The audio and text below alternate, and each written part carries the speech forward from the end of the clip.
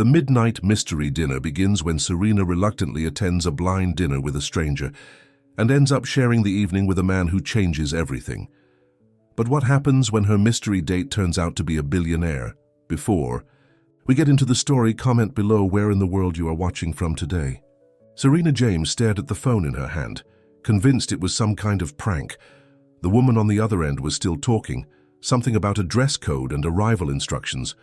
"Miss James? Are you still there?" the woman asked. "Yes, sorry," Serena replied, tucking a strand of her chestnut hair behind her ear.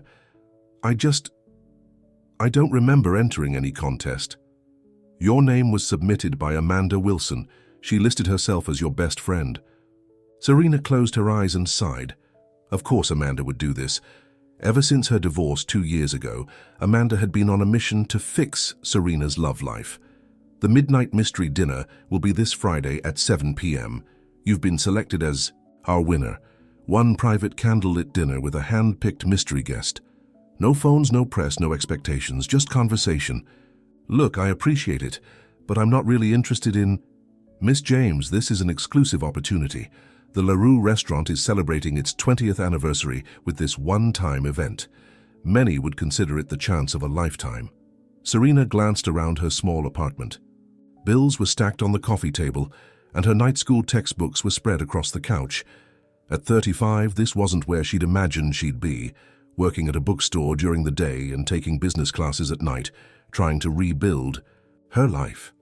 "Fine," she finally said. "What do I need to do?" "Just arrive at 7 p.m. Dress however you'd like. Remember, no phones. And most importantly, just be yourself." "Who else would I be?" Serena muttered after hanging up. Amanda shrieked when Serena told her the news over lunch the next day at the cafe across from Turning Pages, the bookstore where Serena worked. "I can't believe you won. This is fate, Serena." Amanda clapped her, hands together. "What are you going to wear?" "I don't know. I'm still not sure I'm even going." Serena picked at her salad. "It sounds ridiculous, some mystery stranger picked just for me. It's probably some publicity stunt. It's romance. It's adventure. When was the last time you did something spontaneous?" Serena couldn't answer that.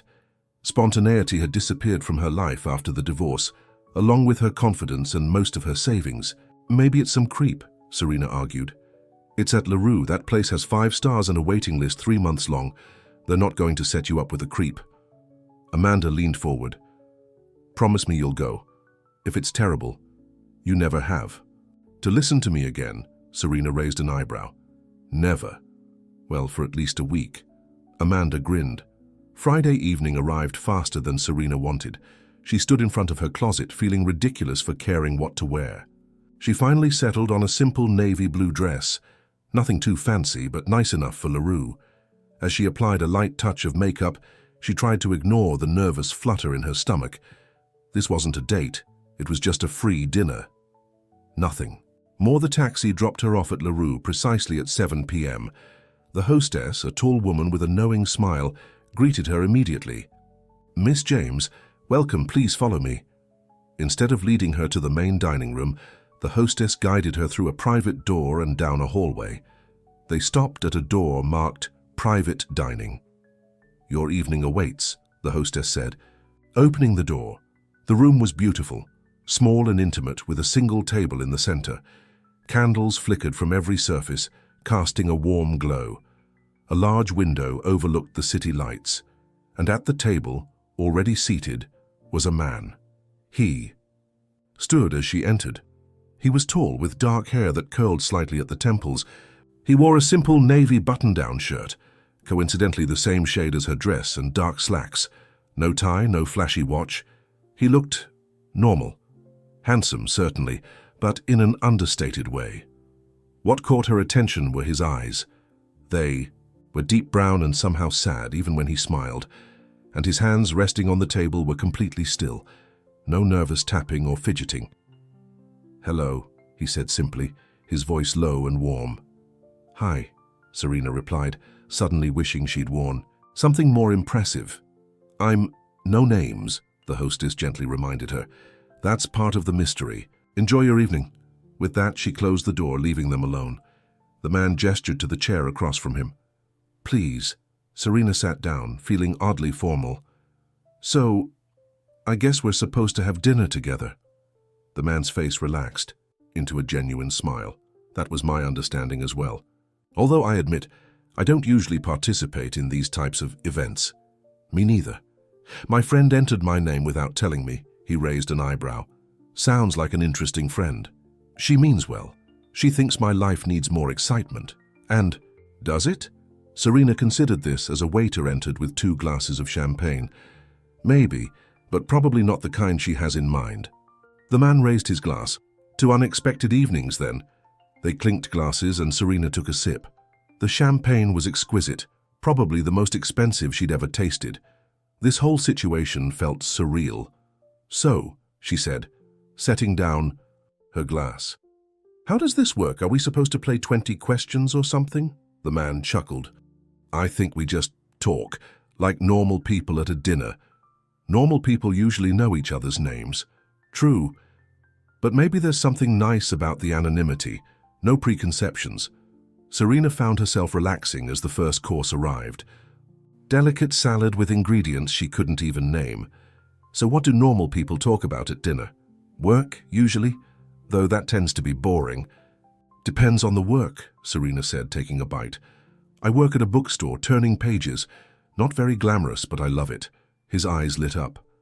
I love bookstores. There's something magical about them. Magical is one word for it. In need of repairs is another. We have a leaky ceiling that's been driving us crazy. Every time it rains, we have to rearrange all the display tables. He leaned forward slightly. But you still love it? I do. There's this moment when you help someone find exactly the right book, and their whole face changes, like you've handed them exactly what they needed without them even knowing it. Serena blushed, realizing she was rambling. Sorry, that sounds silly. Not at all, he said quietly. It sounds perfect. The main course arrived. Tender steak for him, salmon for her. As they ate, Serena found herself telling him about her favorite parts of the job. The children who came in for story time, the old love notes and photos she sometimes found tucked inside used books, the regular customers whose reading preferences she knew by heart. There's this one older gentleman who comes in every Tuesday looking for travel books, she said. He's never left the country, but he's traveled everywhere through books. What about you? He asked. Where would you go if you could go anywhere? Serena thought about it. I don't need anything exotic. I've always wanted to take a train trip across the country, just watch America go by outside the window, but I've never been able to justify the time or the expense. That sounds wonderful, he said, and she could tell he meant it. There was something about the way he listened, intensely, without interruption, like her words mattered. As they finished dessert, a chocolate creation that made Serena close her eyes in bliss, she realized they'd been talking for hours, and she'd done most of the talking. I've been monopolizing the conversation, she said. Your turn, what do you do? Something flickered in his eyes. Hesitation, perhaps. Then he smiled slightly and said, Nothing worth talking about tonight. Oddly, she wasn't offended. There was no arrogance in his tone, just a genuine desire to keep the focus elsewhere. Fair enough, she said, but I hope it's something you enjoy. It used to be, he replied, his voice softer. I'm trying to find my way back to that. The evening wound down with coffee. Serena couldn't remember the last time she'd felt so comfortable with someone, especially a stranger. There was none of the awkwardness of a first date, none of the pressure to impress, just conversation that flowed easily, punctuated by comfortable silences. When the waiter announced that the car was waiting whenever they were ready, Serena felt a pang of disappointment. I suppose that's our cue, the man said, standing. Serena stood as well. Thank you for a lovely evening. This was not what I expected. In a good way, I hope. Definitely. They walked to the door together. Before opening it, he turned to her. I've enjoyed this more than any dinner in recent memory, he said, his voice low. Thank you for that. It was just dinner, Serena said, suddenly shy. No, he replied, his eyes holding hers. It was much more than that. Outside, 2 cars waited. The hostess appeared to escort them separately. Goodbye, Serena said, feeling strangely sad. "Goodbye," he replied, and for a moment she thought he might say more. But then he simply nodded and turned toward his car. As her car pulled away, Serena glanced back to catch one last glimpse of him. He was standing still, watching her go, his expression unreadable in the darkness. It was a lovely fantasy, she told herself, a one-time adventure. By morning, it would seem like a dream. She had no idea how wrong she was. The next morning, Serena tried to push thoughts of the mystery dinner out of her mind. Saturday was always busy at turning pages, and she needed to focus. Still, she found herself smiling at random moments, remembering fragments of their conversation. "Earth to Serena," Amanda said, waving a hand in front of her face. She had stopped by the bookstore, eager for details. "You've been arranging those same books for 10 minutes. Spill it. How was the dinner?" "It was nice," Serena admitted, moving behind the counter. "Nice, that's all I get. I need details. Was he handsome, rich? Did you get his number? We weren't supposed to exchange information. That was the whole point of the mystery part." Serena rang up a customer's purchases. But yes, he was handsome in a quiet way. "And? Did you talk? Was there a connection?" Serena hesitated. "We talked for hours, actually. He was different. He listened.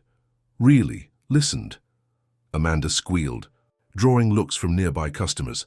"I knew it! This is fate!" "It was one dinner, Amanda, a nice evening that's now over." Serena straightened a stack of bookmarks. "Besides, even if I wanted to see him again, which I don't know his name or how to contact him." "If it's meant to be, he'll find you," Amanda said with a romantic sigh. Serena rolled her eyes. "This isn't one of your romance novels." The bell above the door chimed as a delivery man entered carrying a package. "Delivery for Serena James?" Serena frowned. "That's me."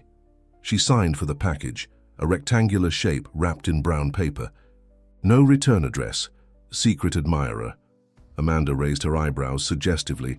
"Probably just that order of vintage bookmarks I placed last month," Serena said, though her heart was beating faster as she carefully unwrapped the package. Inside was a book, an old leather-bound edition of The Secret Garden. Serena gasped softly. It was her favorite childhood book. But this wasn't just any copy. It was a rare first edition, something she could never afford. "Oh my God," Amanda breathed, looking over her shoulder. "Open it." With trembling fingers, Serena opened the cover. Inside was a small cream-colored card with handwritten words. "For the woman who reminded me that silence can be golden, LL." Amanda practically shouted, "It's him, your mystery dinner date." Serena stared at the note, her mind racing. How did he know?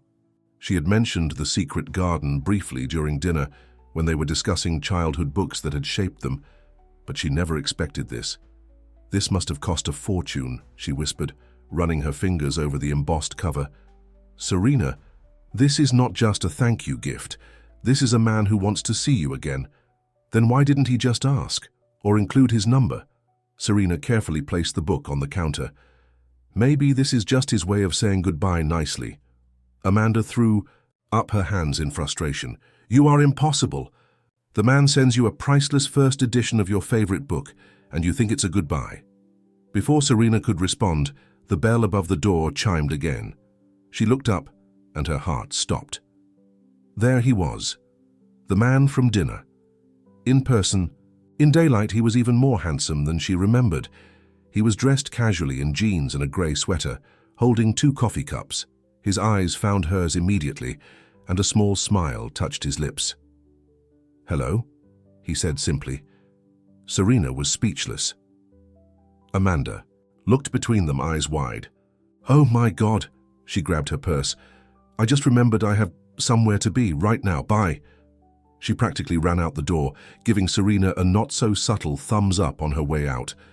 The man, L, she supposed, approached the counter.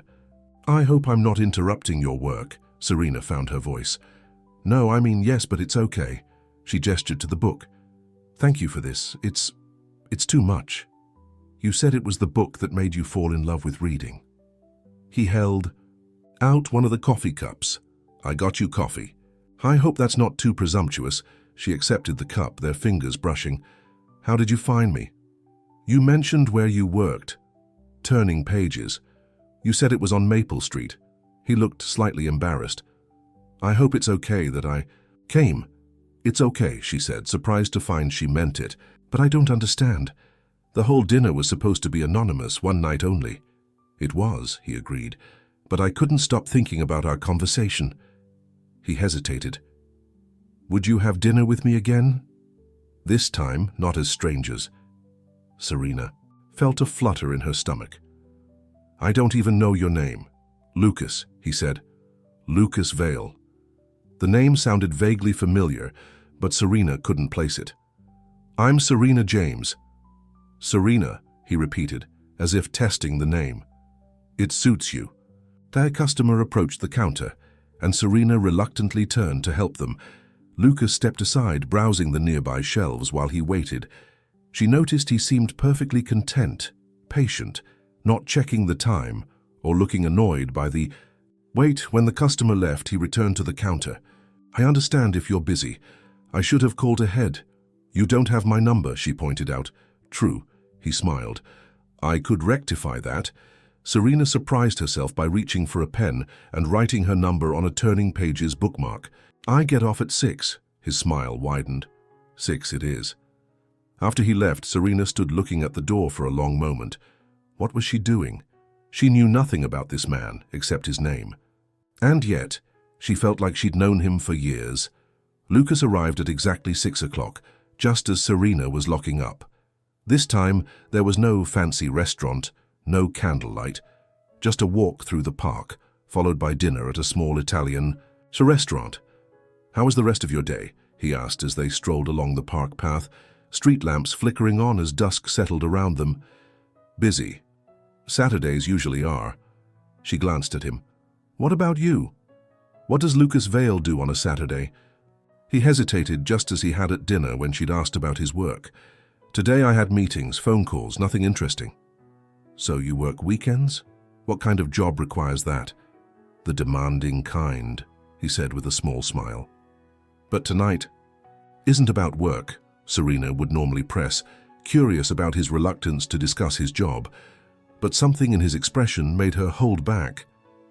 Fair enough. Tonight is about getting to know each other. And they did. Over pasta and wine, they talked about their favorite books, movies, places they'd visited. Lucas spoke about growing up with an older brother who always overshadowed him, about losing his parents young, about his love of sailing. But he still skirted around anything to do with his present life, his job, where he lived, his friends. You're very mysterious, Lucas Vale, Serena said as they shared tiramisu. Am I? You know everything about me, where I work, what I study, my bitter divorce story. But you're still mostly a blank page. Lucas set down his fork. Sometimes it's nice to be a blank page, to be seen for who you are in the moment, not for... He trailed off. Not for what? She prompted.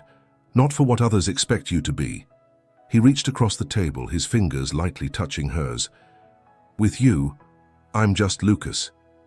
That's rare for me. The way he said it sent a shiver through her. There was an intensity in his eyes, a vulnerability that tugged at her heart. Well, just Lucas seems pretty great to me, she said softly. His smile was worth any lingering questions she had. Over the next 2 weeks, Lucas became a regular fixture in Serena's life. He'd show up at the bookstore with coffee. They'd take walks, have dinner, talk for hours. Once they spent an entire Sunday at a small art museum, where Lucas surprised her with his knowledge of obscure painters. Yet he remained careful about personal details. He never invited her to his home, always meeting her in public places. He never took phone calls when they were together, and he always steered conversations away from his work. Serena told herself it didn't matter. She was falling for the man, in front of her, the one who remembered every detail she shared, who made her laugh, who looked at her like she was the only person in the world. Amanda, of course, had other ideas. Google him, she insisted when they met for lunch. Lucas Vale can't be that common a name. I'm not going to snoop, Serena protested. When he's ready to share more, he will. Or he's married, Amanda said darkly. Or a criminal. Or both. He's not married, Serena said confidently, and he's definitely not a criminal. How can you be sure? Men have secrets, Serena. Big ones. Despite her protests, Amanda's words planted a seed of doubt. That night, after Lucas dropped her off at her apartment with a gentle kiss, "Good night," Serena sat at her computer and typed his name into the search bar. Her jaw dropped as the results loaded. Lucas Vale, tech billionaire and founder of Valex, makes rare appearance at charity gala, read one headline. There was his face in a tuxedo, looking uncomfortable in front of cameras. Valsing CEO Lucas Vale declines Forbes cover for third year, said another. Article after article described Lucas as a tech genius who'd built one of the most successful companies in the world, yet was famously private, rarely giving interviews and avoiding publicity. Serena sat back, stunned. Lucas wasn't just wealthy, he was one of the richest men in the country. And he hadn't said a word about it. She thought about their time together, how he always paid in cash, how he never mentioned his home, how he seemed completely unfazed by the cost of the rare book he'd given her.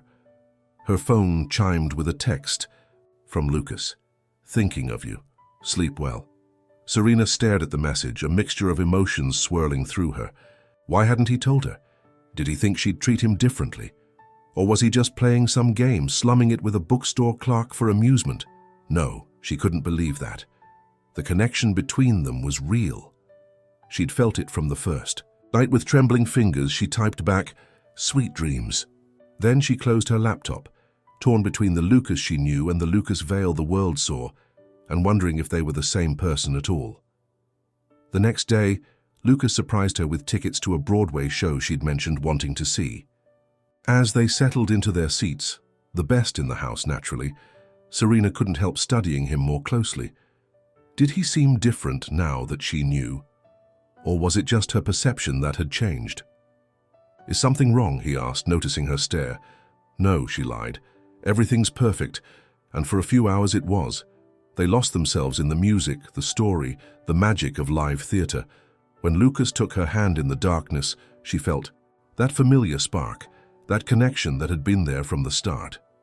After the show, they walked to a small cafe for dessert. Lucas was animated, discussing the performance, his eyes bright with genuine enjoyment. This was the man she was falling for. Thoughtful, passionate, present. "Serena," he said suddenly, reaching for her hand across the table, "these past weeks have been the happiest I've had in years. Being with you is like..." He searched for words. "Like finding something I didn't know I was missing." Her heart melted, even as her mind raced with questions. "I feel the same way," she admitted. "I want you to come sailing with me this weekend," he said. "There's a place up the coast. It's special to me. I'd like to share it with you." This was it, she thought. He was finally opening up, inviting her into his real life. "I'd love that," she said. His smile was radiant. He leaned across the table and kissed her softly, right there in the cafe. Neither of them noticed the flash of a camera from outside the window. Serena woke up Thursday morning to her phone buzzing frantically. She groggily reached for it, surprised, to see a dozen missed calls and texts from Amanda. "Call me now," the latest text read. Before she could dial, another call came through. "Amanda again. Have you seen it?" Amanda's voice was high-pitched with excitement. "Seen what?" Serena mumbled, still half asleep. "Oh my God, you don't know. Turn on your computer right now." Serena reluctantly got out of bed and opened her laptop. "What am I looking for?" "Just go to any news site. Entertainment section." Serena clicked on a popular news website and her blood ran cold. There on the homepage was a photo of her and Lucas kissing in the cafe under the headline, "Tech billionaire Lucas Vale's mystery woman revealed." "Oh no," she whispered. "Oh yes," Amanda squealed. "Serena, you're dating Lucas Vale, the Lucas Vale creator of Valex. Worth billions with a B, why didn't you tell me?" "I just found out myself," Serena admitted, scrolling through the article in horror. "I Googled him a couple days ago. And you didn't tell me? Some best friend you are." "I was processing it. We're supposed to go sailing this weekend. I thought maybe he'd explain everything then." "Well, now the whole world knows. There are already follow-up articles trying to figure out who you are." "The bookstore Cinderella! They're calling you." Serena felt sick. The article had details about her, where she worked, that she was taking night classes, even mentioned her divorce. How had they found all that so quickly? "This is a nightmare," she groaned. "Are you kidding? It's a dream come true. You're dating one of the most eligible bachelors in America. No, I'm dating Lucas, just Lucas. The guy who brings me coffee and talks about books. This is... Serena couldn't finish the sentence. Her phone beeped with an incoming call. Lucas. It's him, she told Amanda. I have to go. Call me back with every detail, Amanda demanded before hanging up. Serena took a deep breath and answered. Hello? Serena. Lucas's voice was tight with tension.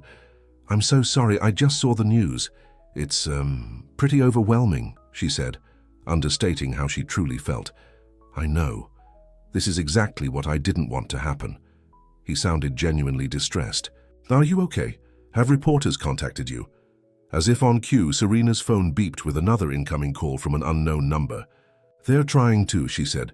Don't answer any calls you don't recognize, he said urgently. Don't talk to anyone. I'm sending a car to pick you up in 30 minutes. Pack a bag for the weekend. We'll leave for the coast today instead of tomorrow. Lucas, I can't just leave. I have work. Please, Serena. I need to explain everything, and I can't do it while you're being hounded by the press. She hesitated, then relented. Okay, 30 minutes. After hanging up, Serena moved on autopilot. She called her manager at the bookstore, making up a family. Emergency. She packed a small suitcase. She ignored the continuing calls and texts flooding her phone. Exactly 30 minutes later, a sleek black car with tinted windows pulled up outside her apartment. The driver, a professional-looking woman in a suit, helped with her bag. Mr. Vale is waiting for you at the marina, she explained as they drove. He apologizes for not coming himself, but he thought it might attract more attention. Serena nodded, watching the city pass by outside the window. Her emotions were a tangled mess. Part of her was hurt that Lucas had hidden such a huge part of his life from her. Another part understood his desire for privacy. And yet another part was simply terrified of the sudden public exposure. The car eventually pulled into a private marina. At the end of a dock stood Lucas, looking tense as he scanned the parking lot for her arrival. When he spotted the car, his shoulders visibly relaxed. He rushed to open her door when they stopped. Thank you for coming, he said, helping her out. Up? Close, she could see the strain on his face. He looked like he hadn't slept. Are you okay? She asked automatically. He gave a surprised laugh. I should be asking you that. Your life just got turned upside down because of me. It's not your fault some photographer took our picture. Lucas took her hand, guiding her toward the dock. Actually, this is exactly what happens in my life, which is why I should have been more careful, or more honest with you from the beginning. They stopped beside a beautiful sailboat, not a massive yacht as she might have expected, but an elegant vessel about 40 feet long. This is yours? She asked. Yes, the Serenity, one of the few things I truly enjoy. He helped her aboard. We should get going. There are already photographers watching the marina. Sure enough, Serena could see people with cameras gathering at the entrance, kept at bay by security guards. Lucas was skillful and confident as he prepared the boat to sail, checking equipment and untying lines. Serena stayed out of the way, watching him work. This was yet another side of him she hadn't seen before. Competent, commanding, completely in his element. Once they were away from the marina and out on open water, the tension in Lucas's body began to ease. The wind caught the sails and the boat glided smoothly across the water. The coastline receded behind them. Better? Serena asked, joining him at the wheel. Much. He gave her a hesitant smile. How about you? Still processing. She looked out at the endless blue of the ocean. It's beautiful out here. This is where I come to escape, Lucas said. On the water, I'm not Lucas Vale, billionaire CEO. I'm just a man with a boat. Serena studied his profile. Is that why you didn't tell me? Because you wanted to be just a man? Lucas sighed deeply. Partly, but it's more complicated than that. He adjusted their course slightly. I've had bad experiences. People who were interested in what I could do for them, not who I was. You thought I'd be like that? No, he said quickly. From that first dinner I knew you were different. You had no idea who I was, and you treated me like a normal person. You teased me. You talked about leaky bookstore ceilings and used books with love notes inside. You were real, so why keep lying? I wasn't lying exactly, just admitting, and then the longer I waited to tell you, the harder it became. He looked at her directly. I was afraid of losing what we had, that perfect bubble where I was just Lucas and you were just Serena. Serena understood that, but it still hurt. You could have trusted me. I know that now. He reached for her hand. I'm sorry, truly. They sailed in silence for a while, each lost in thought. Eventually, Lucas showed her how to help with the boat, teaching her to adjust lines and explaining how the sails worked. Despite everything, Serena found herself enjoying the experience. The fresh air, the peaceful rocking of the boat, the simple joy of learning something new. By late afternoon, they reached a secluded cove. Lucas dropped anchor in the sheltered waters. We'll stay here tonight, he explained. There's a little town nearby where we can have dinner, but it's off-season, so it should be quiet. No paparazzi. The town was indeed charming and peaceful, a collection of weathered buildings facing the sea, with a single main street lined with small shops and restaurants. They ate at a cozy seafood place where no one gave them a second glance. See? Lucas said over dessert. Normal life is still possible. Maybe here, Serena replied. But what about when we go back? You said yourself, this is what happens in your life. Photographers, headlines, people digging into my past. Lucas looked troubled. I can help with security. Make sure you're protected. That's not the point, Serena interrupted. The point is that you let me fall in love with a version of you that wasn't complete. And now I don't know if I still see you in the man the world sees. The words hung between them, heavy with truth. Lucas's face fell. The man you know is the real me, he said quietly. More real than the person in those articles and photographs. That's what I've been trying to tell you. I want to believe that, Serena said, but you have to understand. This is all overwhelming. Yesterday I was dating a guy I really liked who was mysterious about his job. Today I'm being called Bookstore Cinderella in the tabloids, and I find out you're famous enough to have security guards and people following you with cameras. What can I do? He asked, looking genuinely lost. Tell me what you need and I'll do it. I need time, she said honestly. Time to figure out if what we have is strong enough to withstand all this. Lucas nodded solemnly. I understand. They walked back to the boat in silence. The night was clear. Stars sprinkled across the sky in a dazzling display impossible to see in the city. On the boat, Lucas showed her to the main cabin. You can sleep here. I'll take the smaller berth. Thank you, Serena said, suddenly exhausted by the emotional day. Serena, he said, pausing at the door. For what it's worth, I'm falling in love with you too. Not because you don't know who I am, but because when I'm with you, I remember who I want to be. With that, he left her alone with her thoughts. The weekend passed in a strange limbo, beautiful moments on the water mixed with awkward silences and careful conversations. They visited small coastal towns, walked on nearly deserted beaches, and talked for hours. Lucas answered all her questions honestly, about his company, his wealth, his private life. He told her about the loneliness of success, the constant scrutiny, the inability to know if people liked him or what he represented. That's why the midnight mystery dinner appealed to me, he confessed as they walked along a windswept beach. My assistant thought it was ridiculous, but I liked the idea of meeting someone who had no preconceptions about me. So it wasn't random? You picked me specifically? Serena asked, surprised. Not exactly. I agreed to meet whoever won the contest, but when you walked in, he smiled at the memory. I knew immediately it was worth the risk. By Sunday afternoon, as they sailed back toward the city, Serena felt closer to understanding the full picture of who Lucas Vale was, the brilliant but lonely CEO, the passionate sailor, and the thoughtful man who remembered every detail of their conversations. But as the city skyline came into view, reality crashed back. Lucas's phone, which had been mostly silent all weekend, began buzzing constantly. My assistant, he explained after checking the messages. Apparently, there's been quite a media frenzy about us. Serena's stomach knotted with anxiety. How bad? Is it? Bad enough that I think we should be prepared before we dock. He hesitated. My driver will take you directly home. I've arranged for security at your apartment building for the next few days. Security? Is that really necessary? Unfortunately, Yes, at least until the story dies down. Lucas looked genuinely regretful. This is what I was afraid of. My life contaminating yours. When they reached the marina, Serena could see a crowd of photographers waiting behind barriers. Lucas's driver and 2 security guards stood ready. At the dock, "I'm so sorry about this," Lucas said as they prepared to disembark. "Remember, don't answer any questions. Just keep your head down and go straight to the car." Serena nodded, her heart pounding. Despite their precautions, the moment they stepped off the boat, the crowd erupted with shouts and camera flashes. "Lucas, over here. Serena, look this way. Are you two getting engaged?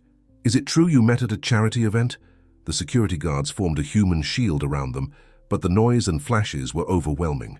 Lucas kept a protective arm around Serena as they hurried toward the waiting car. Just before they reached it, Serena stumbled slightly. Lucas caught her, their faces close for a moment. More camera flashes exploded around them. Once safely in the car, Serena was shaking. "That was horrible." Lucas looked devastated. "I know, If you say sorry one more time, I might scream," she interrupted. "This isn't working, Lucas." "What do you mean?" "This." She gestured between them. "Us. Your world and mine. They don't fit together." "They can," he insisted. "We just need time to figure it out. Time during which my life is turned upside down. Where I need security guards to go to work. Where every customer at the bookstore is really there to get a glimpse of Bookstore Cinderella." She shook her head. "I can't live like that. Serena, please, the media circus will die down eventually. And then what? We pretend it never happened?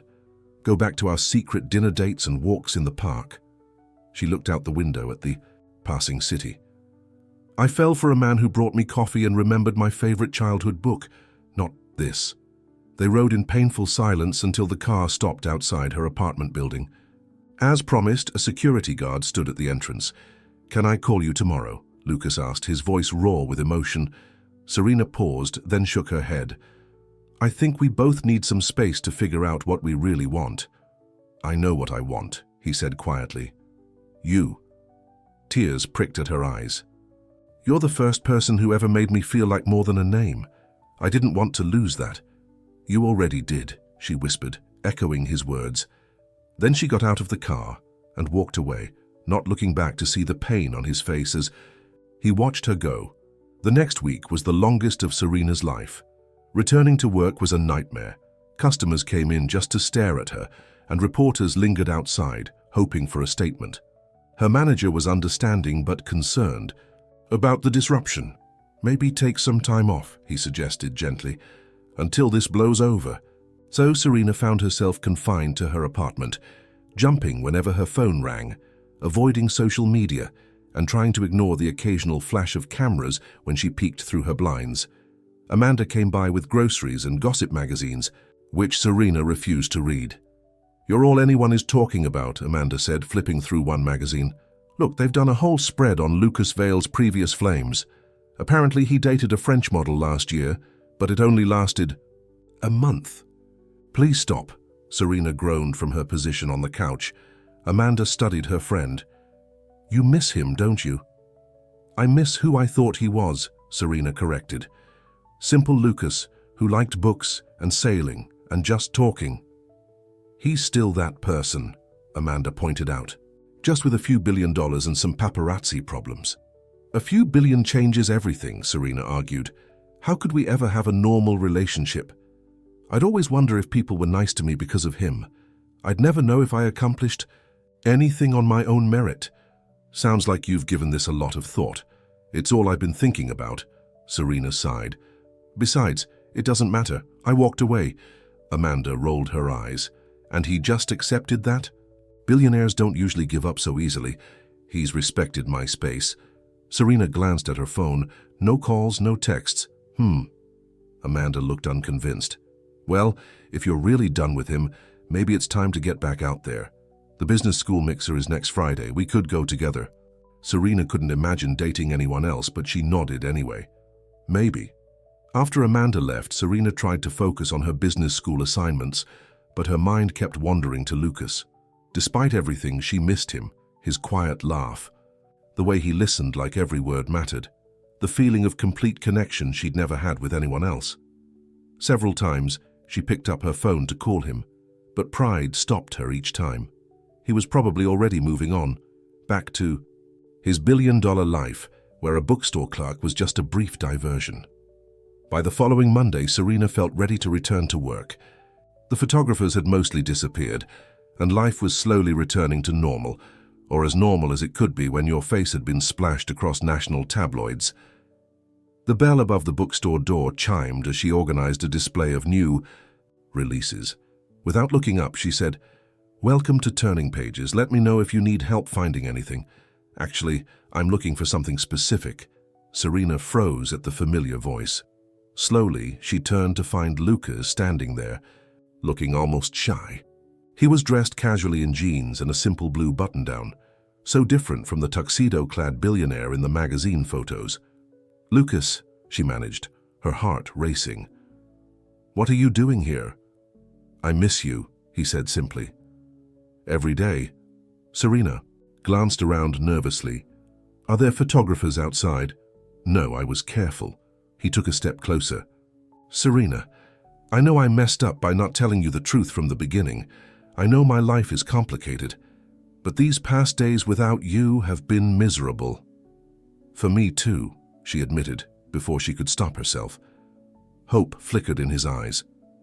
"I've been thinking about what you said, about our worlds not fitting together. And maybe they don't, not perfectly. But I don't want my world if you're not in it." He reached for her hand. "I've spent years building a company, making money, trying to prove something, but nothing has made me happier than just sitting and talking with you." Serena's resolve was weakening. "Lucas, the craziness around us, it's already dying down." He interrupted. "Yesterday, some reality TV star got caught cheating and suddenly I'm old news." Despite herself, Serena smiled. "That's how it works, huh?" "Pretty much." His thumb traced circles on her palm. "I've made some changes too.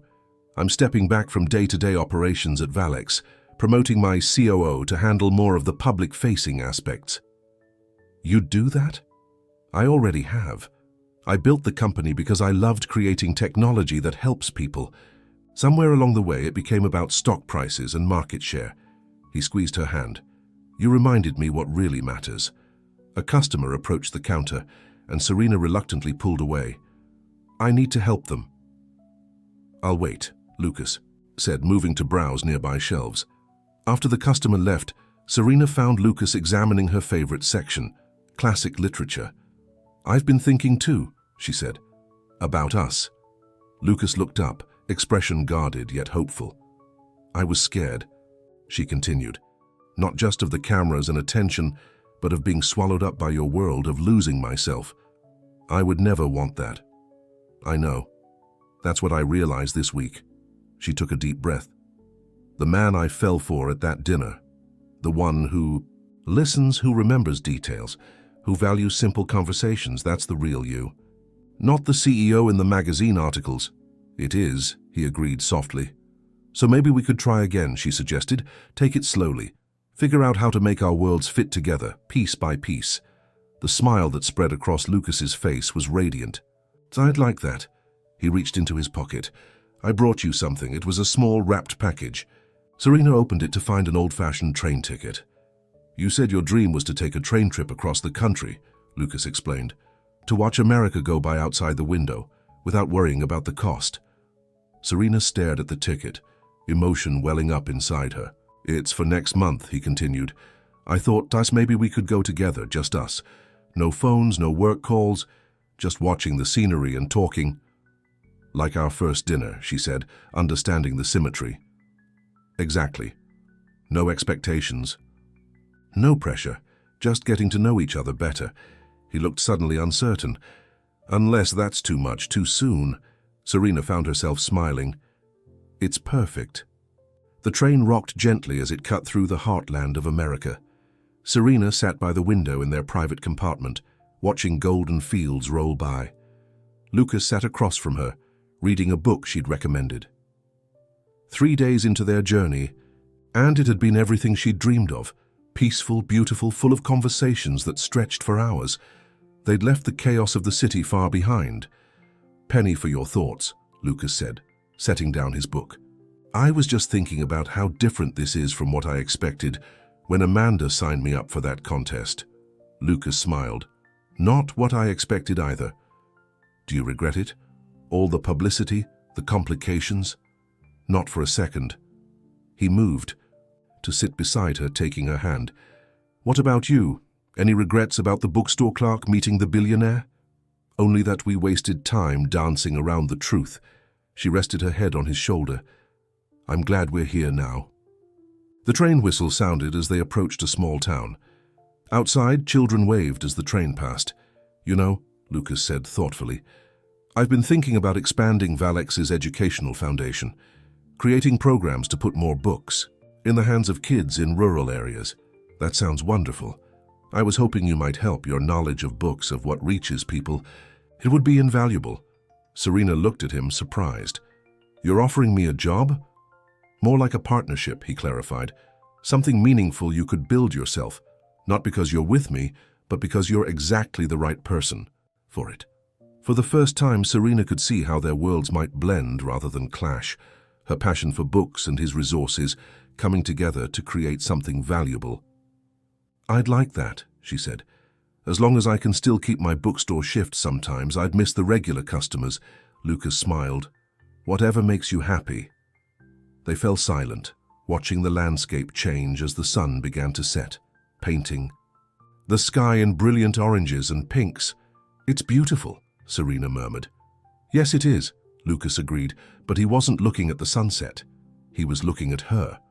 6 months later, Serena stood nervously in the private dining room of La Rue restaurant, the same room where she'd first met Lucas, though this time there were a few more candles and a small bouquet of wildflowers on the table.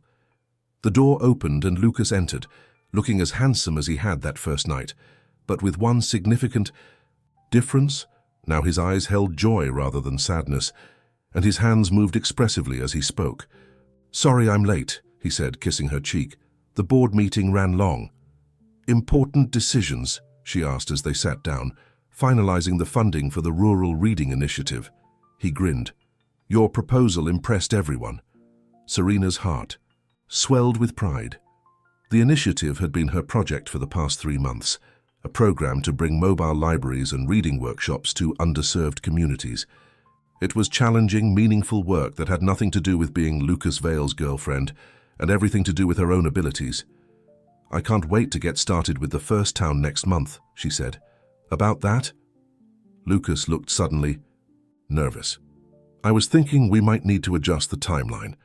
"Why, is there a problem?" "No, not a problem." He reached across the table, taking her hand. "But I was hoping you might be busy with something else for a few weeks after the launch." "Like what?" Lucas took a deep breath. "Like a honeymoon. If you want?" Serena's eyes widened as he pulled a small velvet box from his pocket. "I was going to wait until after dinner," he said, "but I can't seem to stick to plans when I'm around you." He opened the box to reveal a simple but elegant diamond ring. "Serena James, you walked into this room 8 months ago and changed my life. You saw me, just me, when no one else did. You challenged me, surprised me, and made me happier than I've ever been." Tears filled Serena's eyes as Lucas continued. "I don't care about merging our worlds anymore. I just want to build a new one together." He moved to kneel beside her chair. "Will you marry me?" Serena's hands trembled as she cupped his face. "Yes," she whispered. "Yes." As they sealed the moment with a kiss, Serena marveled at how differently this room felt now compared to their first meeting. Same candles, same table, but now filled with certainty rather than mystery, with love rather than caution. Outside, the city continued its busy rhythm. Inside, in the quiet of the private dining room, Serena and Lucas began writing the next chapter of their story, one not defined by fairy tale endings or tabloid headlines, but by the simple truth they'd discovered that first night, that the most valuable thing in a world of wealth and status was someone who saw you for exactly who you were. The wedding was small and private, held on Lucas's sailboat at sunset, with just their closest friends and family. No photographers, no press release, just a celebration of what they'd found together. Amanda, of course, took full credit for everything. "If I hadn't entered your name in that contest, none of this would have happened," she reminded Serena as they prepared in the cabin below deck. "True," Serena admitted, adjusting her simple white dress. "I guess I owe you. Lifetime babysitting duties for my future nieces and nephews will be payment enough," Amanda declared. Serena laughed, then grew serious. "Do you think we're crazy, getting married after less than a year?" "I think when you know, you know." Amanda squeezed her hand. "And girl, you two definitely know." Above deck, guests were gathering. Through the small window, Serena could see Lucas speaking with the captain, looking handsome and surprisingly relaxed in his light grey suit. No tie, no pretense, just Lucas, the man she loved. The past months hadn't been perfect. There were still occasional paparazzi photos, curious strangers, and the complex dynamics of navigating his corporate world. But they'd found their rhythm, carving out space for quiet dinners at home, weekend sailing trips, and long conversations about books, dreams, and plans for the future. The Rural Reading Initiative was flourishing under Serena's direction, giving her purpose independent of her relationship with Lucas. And Lucas had found renewed passion for his work, focusing on innovation rather than expansion, guided by Serena's grounding presence. "It's time," Amanda said, breaking into her thoughts. Serena took a deep breath and climbed the stairs to the deck. The setting sun cast a golden glow over everything, and a gentle breeze carried the scent of salt water and flowers. As she walked toward Lucas, their eyes locked, and she felt the same connection that had sparked during their first dinner, that rare feeling of being truly seen. When she reached him, he took her hands in his. "Ready for our next adventure," he whispered. Serena smiled, thinking of how far they'd come from that mystery dinner, through revelations and paparazzi, doubts and reconciliations, to this moment of certainty. "As long as we're at the same table," she replied. The boat rocked gently beneath them as they exchanged vows, the horizon stretching endless and promising before them, not a fairy tale ending, but a real beginning built on truth, understanding, and the courage to see beyond masks and headlines to the heart of what matters. As the captain pronounced them husband and wife, Serena thought of that first candle-lit table where a billionaire and a bookstore clerk had simply been two people, connecting over conversation. How fitting that their journey had started with one simple instruction: no photos, no press, no expectations, just be present. And in that presence, they had found everything. The end.